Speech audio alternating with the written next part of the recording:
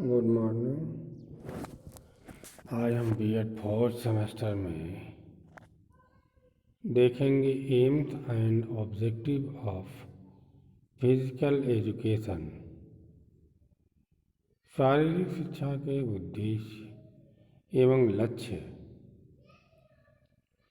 किसी भी विषय की यदि उसकी अध्ययन की अनिवार्यता एवं मूल्यांकन प्रक्रिया से जोड़कर शिक्षा प्रक्रिया का एक अनिवार्य अंग बना दिया जाए तो वह अधिक प्रभावी विषय बन जाता है।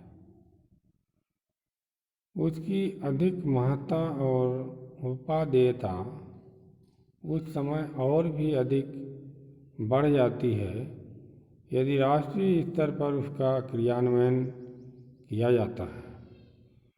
इसी प्रकार का संकल्प शारीरिक शिक्षा के संबंध में राष्ट्रीय शिक्षा स्तर पर राष्ट्रीय शिक्षा नीति 1986 द्वारा लिया गया है।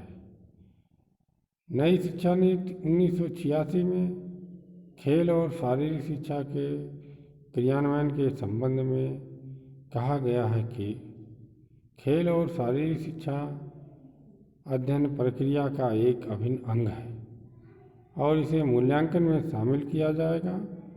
शारीरिक शिक्षा तथा खेलों के लिए राष्ट्रीय स्तर की योजना बनाई जाएगी। निश्चित रूप से राष्ट्रीय शिक्षा नीति का यह संकल्प शारीरिक शिक्षा की आवश्यकता व महत्व पर प्रकाश डाल रहा है।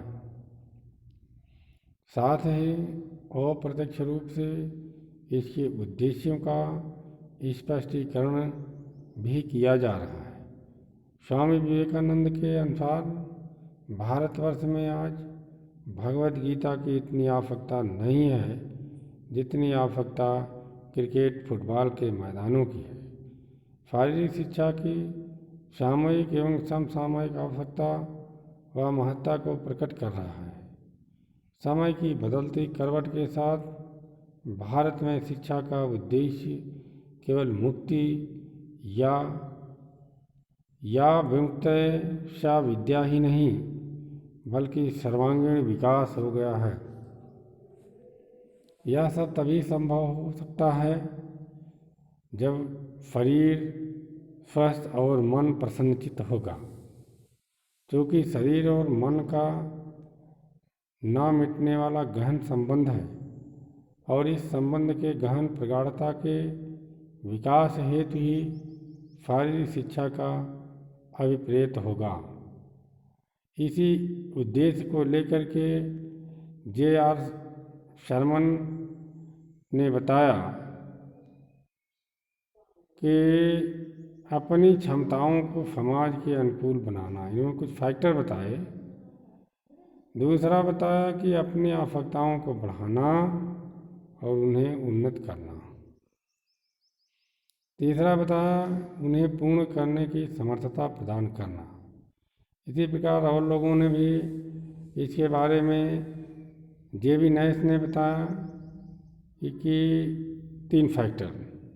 पहला न्यूरो मांसपेशी विकास, दूसरा भावात्मक विकास, तीसरा ठीक से बात करने समझने की योग्यता का विकास। प्रोफेसर लास्की ने बताया 5 उद्देश्य। पहला शारीरिक पहलू वाला विकास, दूसरा भावात्मक पहलू वाला विकास, तीसरा सामाजिक पहलू वाला विकास, चौथा इन्होंने बताया बौद्धिक पहलू वाला विकास, पांचवा बताया न्यूरो मांसपेशी पहलू वाला विकास। तो इसी प्रकार से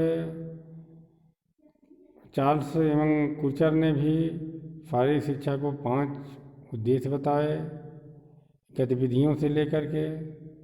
पहला इन्होंने बताया कि शारीरिक गतिविधियों द्वारा शारीरिक विकास, शारीरिक गतिविधियों द्वारा मानसिक विकास, शारीरिक गतिविधियों द्वारा भावात्मक विकास, शारीरिक क्रियाकलापों द्वारा शारीरिक क्षमताओं का विकास, शारीरिक गतिविधियों द्वारा सामाजिक विकास।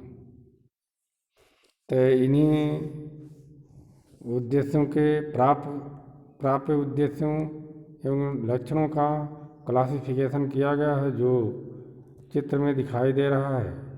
तो पहला इसमें है शारीरिक एवं मानसिक विकास का उद्देश्य। कहा जाता है कि अच्छी तंदुरुस्ती हजार नियामत, अर्थात स्वस्थ शरीर निश्चित रूप से उस मजबूत नींव के समान है जिस पर मन वांछित भवन बनाया जा सकता है। इस संदर्भ में यह भी कहा जा सकता है कि शारीरिक शिक्षा के केवल शरीर की मजबूती तक ही सीमित नहीं है, बल्कि यह शरीर की चुस्ती दुरुस्ती अथवा फुर्तीलेपन पर भी ध्यान देती है। दूसरा पॉइंट बताया नैतिक विकासों का उद्देश्य। नैतिक विकास ये मोरल विकास होता है, मोरल डेवलपमेंट होता है। सच्चरित्र नागरिक की देश की अमूल्य संपत्ति होते हैं। किसी भी देश की संपत्ति समृद्ध उत्थान उस देश के सच्चरित्र एवं नैतिक नागरिकों पर निर्भर करता है। धन गया तो कुछ ना गया, स्वास्थ्य गया तो कुछ गया, और जब चरित्र चला गया तो सब कुछ चला गया। अस्वस्थ, बीमार एवं निम्न मानसिकता एवं नैतिकता वाले व्यक्ति किसी भी आत्मोत्थान में सहायक नहीं हो सकते। अतः आजकल यह आवश्यकता है कि विद्यालयों में नैतिकता के स्वस्थ मानदंड स्थापित किया जाए। तीसरा बताया कि सामाजिक विकास का उद्देश्य, ऑब्जेक्टिव ऑफ सोशल डेवलपमेंट। मनुष्य एक सामाजिक प्राणी है। समाज से अलग उसका कोई अस्तित्व ही नहीं होता। उसके समाजीकरण की प्रक्रिया में जन्म से शुरू होती है और मृत्यु तक चलती है। समाजीकरण घर परिवार, पास पड़ोस, विभिन्न प्रकार की संस्थाओं द्वारा मिलती है। तो man is a social animal.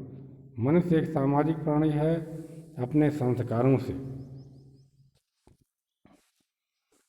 अगला पॉइंट बताया कि संवेगात्मक अथवा भावात्मक विकास का उद्देश्य, ऑब्जेक्टिव ऑफ इमोशनल और इफेक्टिव डेवलपमेंट।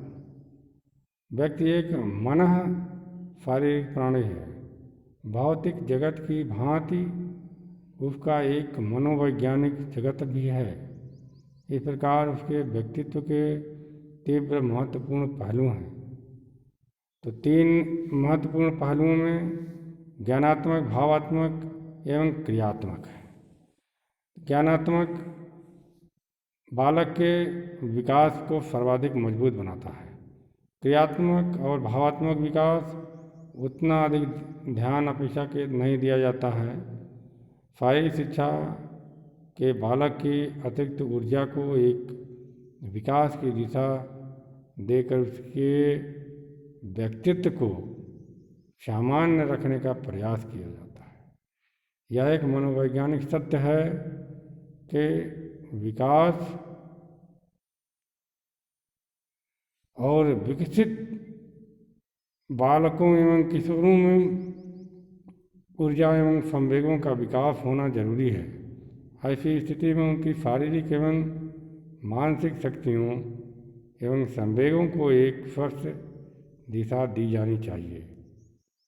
अगला है आर्थिक सक्षमता के विकास का उद्देश्य। शारीरिक शिक्षा सामान्यतः विद्यार्थी को अनेक आर्थिक विकास के दृष्टिकोण से निम्न प्रकार से सहायता प्रदान करती है। पहला, व्यवसाय। व्यवसाय में प्रवेश करते समय शरीर का हष्ट-पुष्ट होना जरूरी है। कुछ सीमा तक इसको सहायता प्रदान की जा सकती है। किसी व्यवसाय हेतु तैयार करना है तो शारीरिक दक्षता जरूरी है। जैसे आर्मी हुआ, पुलिस विभाग हुआ और बहुत सारे विभाग हैं जिसमें शारीरिक रूप से हष्ट-पुष्ट होना जरूरी है। दूसरा है शारीरिक शिक्षा एवं कार्यकर्ता को एक अच्छा कार्यकर्ता बनाने में सहायता प्रदान करती है। स्वस्थ जीवन से भरपूर व्यक्ति ही अपने कार्यों के प्रति ईमानदार रह सकता है। अगला पॉइंट है नागरिक एवं राष्ट्रीय उत्तरदायित्व के विकास का उद्देश्य।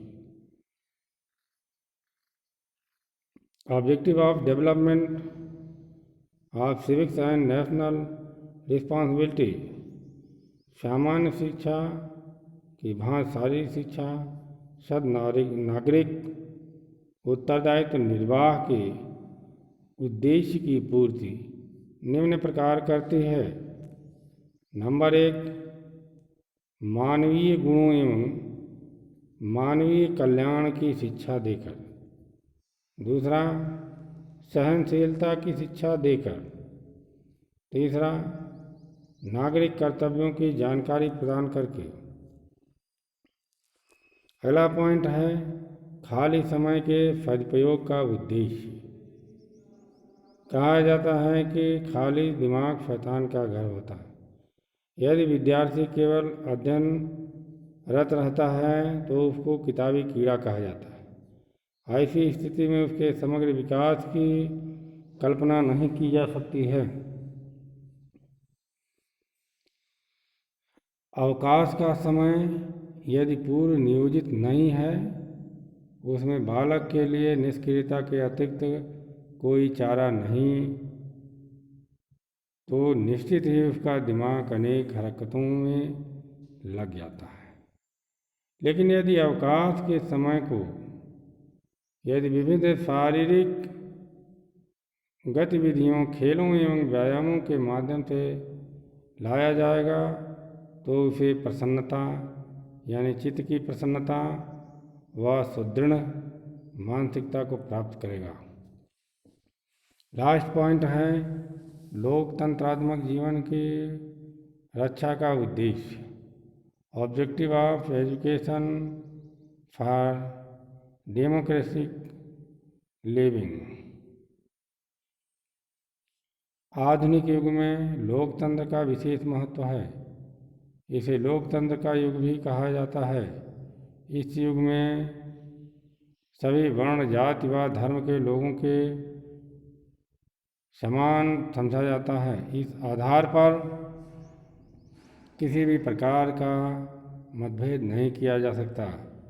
कानून की दृष्टि से सभी व्यक्ति समान हैं और सभी को अपनी प्रगति के समान अवसर उपलब्ध होते हैं। शारीरिक शिक्षा आधुनिक लोकतंत्रात्मक जीवन को सफल बनाने में विशेष महत्व निभाती है। शारीरिक शिक्षा के आधार पर सभी खिलाड़ियों को समान अवसर प्रदान कर सर्वोत्तम शारीरिक शिक्षा सक्षमता विकसित करने हेतु प्रेरित किया जाता है। इस प्रकार शारीरिक शिक्षा और लोकतंत्रात्मक शासन व्यवस्था एक दूसरे के पूरक हैं।